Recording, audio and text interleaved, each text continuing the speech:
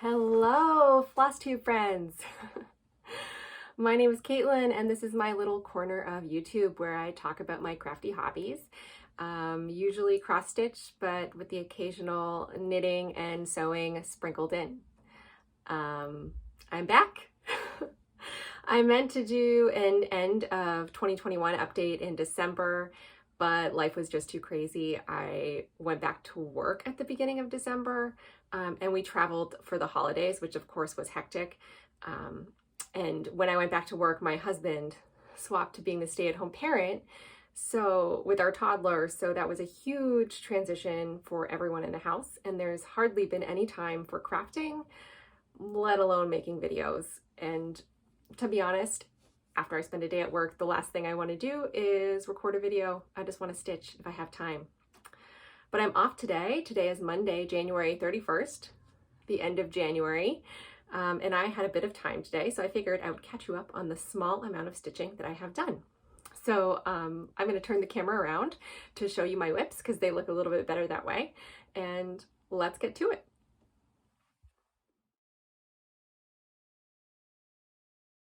So it wouldn't be a new year without a new year, new start. And on January 1st, I started both these.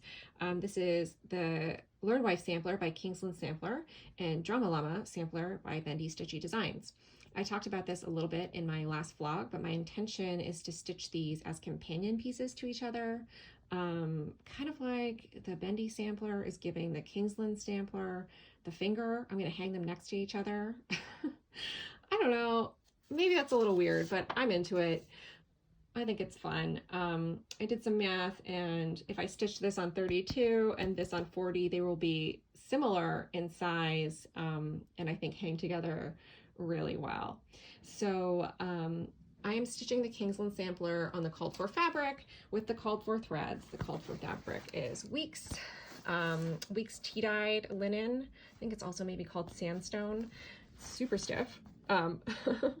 That's all I've got so far, just a couple of green X's. For the Bendy Sampler, I purchased this 40 count, what is it? Newcastle water green linen, because it is very close in color to DMC. I want to say it's 926, which is a called for color, the light blue color in this, maybe it's 927. One of those light blues, 926 or 927, is in this a lot. And so to make them kind of reverses of each other, I chose this fabric. I haven't quite figured out all the threads I'm going to use. You know, it's a Bendy sampler, so obviously I'm not going to use any called for colors, and I'm going to use fancy floss. So far, I am using Color and Cotton pine needles, and I think it's looking really beautiful. It's got like some blues and some greens and some golds. I'm not really sure how well you can see, but I really like the variegation going on in there. So that's what I have so far. These are going to come back out in March for Bendy's birthday. So those are my two new starts of the year. And now let's talk about whips. So now that I'm back at work, I needed a little bit more structure. So I'm just trying to keep a bit of a rotation. And rather of assigning a certain number of days or stitches to each project, I'm just switching projects every Sunday, regardless of how much I've gotten done on a project during the week. So I have my whips listed out just in the notes app on my phone in no particular order, and I am just planning to work through them one by one week at a time.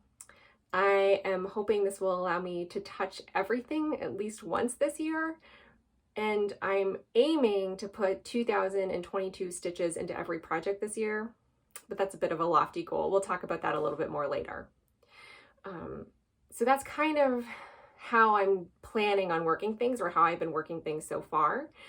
But in the interest of actually finishing something, I also decided to pick one whip this year that I would work on every other week until I finish it, or until I run out of floss or can't go any further. And I had a really hard time choosing which whip that should be. Like, should it be the smallest, the biggest, the oldest, the newest? Ultimately, I decided that the most important thing was that it would be something I could work on no matter what every other week, that I wouldn't get tired of it, that it would be easy, that it wouldn't be like straining my eyes on dark 40 count. So I picked the easiest. And the whip I chose for that is Sampler Story by Brenda Keyes, which is by no means my most beautiful or most favorite, but it's still, it lends itself to really easy kind of therapeutic stitching because it's on 28 count, it's on a light color fabric, it's kind of blocky like a prairie schooler. So it's really easy after a long day of standing in the cold to come home and work on it. So I'm going to flip you around again and show that to you in some detail. So here is what Sampler Story looks like. It's designed by Brenda Keyes. I will insert a picture here of where it was the last time you saw it. And this is where I'm at now. So I've completed this block here and done quite a bit of the border. I've gotten about 650 stitches done on it. I've put 2 weeks of work into it, and it's coming back out this week for some more. This block here has the year. It's this block with the tree and the year. So I'm going to skip this block and do it last because I'm not having a lot of confidence that I will finish this in 2022. But so just to be safe, I'm going to leave this block for last. So I'm going to come across here and do this block next and work across these top 2 rows. And then after I'm all the way across, I will work my way down. The next whip that came up in my rotation for January was the Margaret Simcock sampler. This is what it's supposed to look like. It's from this book, Traditional Samplers by Brenda Keyes. And I am stitching this on 40 count Truffle by Picture This Plus, and I am modernizing all the colors. It's much pinker in person than it's looking on camera here. So the last time you saw this border was not matched up, and it came together on the first try. So that's all I did when I worked on it this week. The second week of January, is I worked down and across here and connected the border. The next time this comes out, I think I'm going to work on the pink flowers and just get the border complete. I am planning to make a lot of changes to this chart. So besides the fact I'm using random silks from his Dinky Dyes Oops pack, and besides the fact that I'm like using bright greens and pinks, my intention is to change some of the motifs to kind of celebrate the first Black female VP in American history.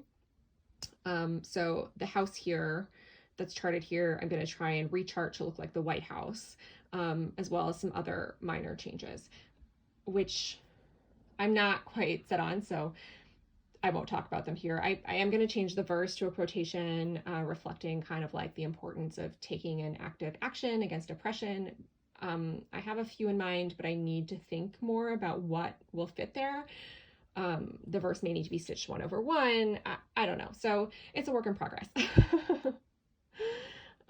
So I'm really psyched that the border met up on the first try. I got 369 stitches done in the week I worked on this. I love the colors and I can't wait to pull it back out. Since I am back at work, I needed a little bit of a travel project for the train. So I had this in my stash. It's called a Stitch and Zip. It's like a pre-assembled needlepoint project. I purchased this at Rita's on the Upper East Side a couple years ago. I think it's this way it goes. I don't know. As you can see, it's an animal print. This has been a really nice travel project to work on. I don't know if I'm doing the basket weave stitch correctly. It doesn't look so great in some spots. Like, I don't know. But I mean, it's a coin purse or like a credit card case. So, you know, it's going to get used. And really, this is more of a process project than a product. It's more of a process project than a product project because it's really just for lunchtime therapy. The fact that it's on canvas and you use all 6 strands of floss makes it really, really easy. It's printed. I don't have to look at a chart. It's easy to work on the subway because it's small. So I think I will probably have this finished in a couple more lunchtimes, give or take how cold it is outside. The last WIP I have to show you is the Isle of Hope sampler. I worked on this past week, the last week of January. It's by Jeanette Douglas, who I love. I am stitching it on. This is, what is that? 40 count Newcastle light mocha. And I am using the thread pack. I purchased the thread pack for this project and the little charms. So all the called for colors, they're all silks except for this border, which is a beautiful variegated wool. It's got like a rainbowy look to it. I love working on this. It's so pretty. I purchased this the year I became a US citizen. And I just realized when I pulled it out, Ellis Island will be 130 years old this year. 1892, it was opened January 1st, 1892. So it turned 130 this year on January 1st. So it would be really fun if I could finish it this year. But who am I kidding at the rate things are going? I started this last year, but I had only really completed the steamship. I barely got anything done on it this week, maybe 133-ish stitches, and that was mostly border and a little bit of the words there. So I'm going to need to focus a little bit harder if I want to get a substantial amount on it for its 130th birthday.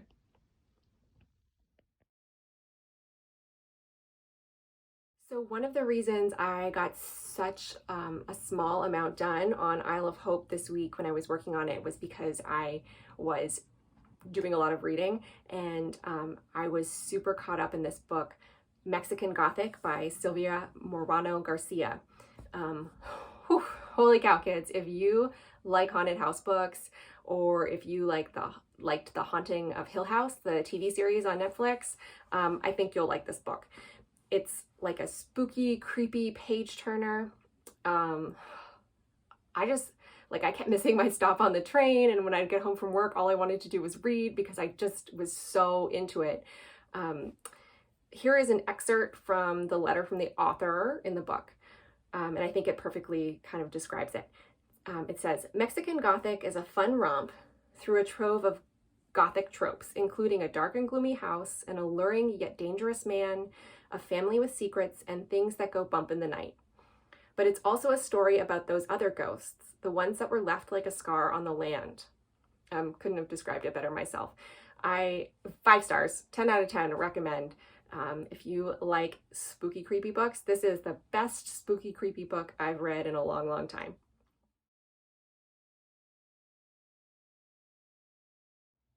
I had hoped to talk a little bit about knitting, but knitting has not been going well recently.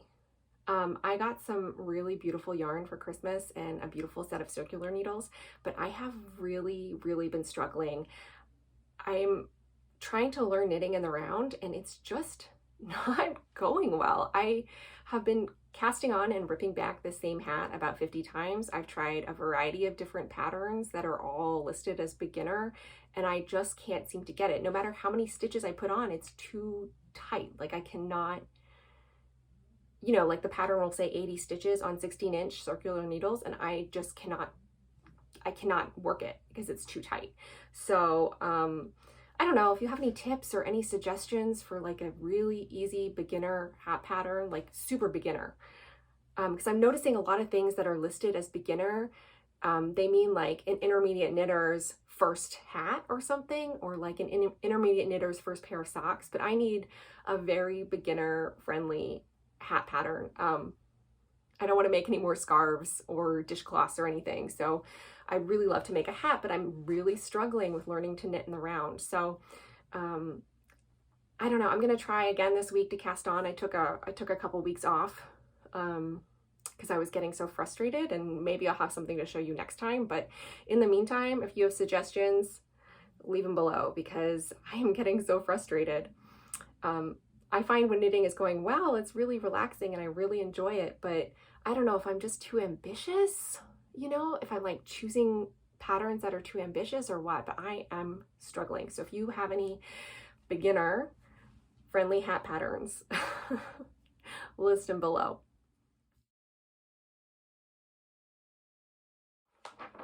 Plans, and goals. Does anyone ever stick to their plans on FlossTube? A few people do. So, every January I make this list of like really lofty, crafty goals. And then usually by October, I am super stressed out. Like, and I'm mad at myself that I haven't met any of the goals I set for myself in January, and I start to feel down on myself and down on my crafting. So this year I am just trying to give myself some grace and keep things really unambitious. If December and January are any indication of like how crafting is going to go this year, it's not going to be an epic year for crafting. Life is just going to be too busy. So I'm trying to keep that in mind. And my goals for this year are, I have two goals. The first one is to touch all my whips at least once.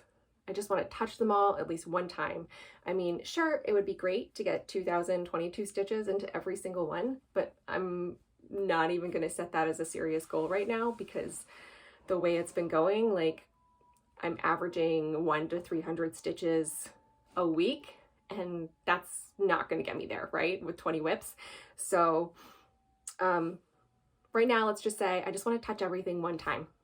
I have a lot of whips that I haven't touched in like 4 years, and I would just like to get some stitches into them. Second, and this is the big one, this is my big goal for the year, to not purchase anything new, period. Like, no, really, I would like to not buy any new craft supplies this year. I'm calling it Nothing New 2022. No charts, no fabric, no floss, including DMC, no finishing stuff, definitely no yarn, definitely no fabric. Like, I have so much craft stuff.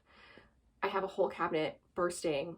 I have 2 cabinets bursting, plus stuff tucked here and there throughout the house. I have so much stuff, and it's just really starting to overwhelm me, like physically and mentally. I don't want to like suggest, that much stuff doesn't work for anybody else or that it's bad. I'm just saying, for me personally, it is starting to feel really, really overwhelming. Like, I'm suffocating under my to-do list and under my supplies. And it's every time I open my cabinet, I just feel so guilty about how much is in there that I haven't used. So, and plus, like, I really am trying to be more considerate about my purchasing just from an environmental standpoint. I know, like, obviously me not buying things isn't going to make a huge difference, in the world in terms of environment. Like, obviously it's the big companies that are ruining the planet, and me recycling has a very, very, very small impact on that. But for my own peace of mind, I'm just trying to buy less in general, and especially when it comes to craft supplies. So, to give myself some incentive to use what I have and not needlessly and thoughtlessly purchase, Nothing New 2022, that's my incentive. So when I told my husband about this plan, he laughed in my face. So now I have to do it. Like, before I wasn't serious, but when he said he didn't think I could do it, game on. I gotta prove him wrong. So really trying not to buy anything at all. I do have 3 exceptions to that rule, which I think are reasonable. I am allowing myself to buy quilt batting, sewing thread, not floss, like not DMC, just plain sewing thread, and needles, like for my sewing machine or for, embroidery needles as needed. Only as needed. My justification there is I don't have a big stash of that stuff, and I can't do any sewing or stitching without sewing thread or needles. And for some projects, I can't, there are some things that I can't sew at all without quilt batting. So, and I don't have any in my stash. So as needed, I will purchase those things, but they're not exciting things. They're not things I tend to impulse buy. I always purchase those things only as needed, like if I break a needle on my machine or something. So those are my 3 exceptions to that rule. So we'll see. 31 days in, and so far I have not purchased anything. That's not saying much, but I guess we'll find out in February. I did think of including DMC as an exception to the rule, but honestly, if I'm being real, I have 3 giant freezer bags full of DMC that is not even bombinated, just like skeins of DMC that are like extra that I purchased for projects and didn't use. And I have a huge overflow of fancy floss. So I just need to get in the habit of subbing out colors if I don't have a DMC, like a called for color. I just need to start using what I have and subbing it out. This will give me some incentive to do that. And you know, if I run out of a certain color midway through a project, I have enough other projects that it doesn't matter. Like I have enough to stitch on for the whole year without purchasing anything, even if I run out of floss on a bunch of projects. So I think it's gonna be okay, but we'll see. So that's everything I have to share today. I hope you're all doing well and staying warm, or if you're in the other hemisphere, I hope you're staying cool. And I hope you're all finding some time to work on your crafty goals. I know I have a really hard time in the winter just getting motivated to do anything. It's cold and it's dark. I don't know. I have a hard time mentally in the winter. So I hope you're finding some time to craft, or that you have the energy to craft. And if you don't, I hope you're finding some time and some space to get the rest you need, you know? Because we all deserve a little rest sometimes, especially right now. Anyway, take care, guys.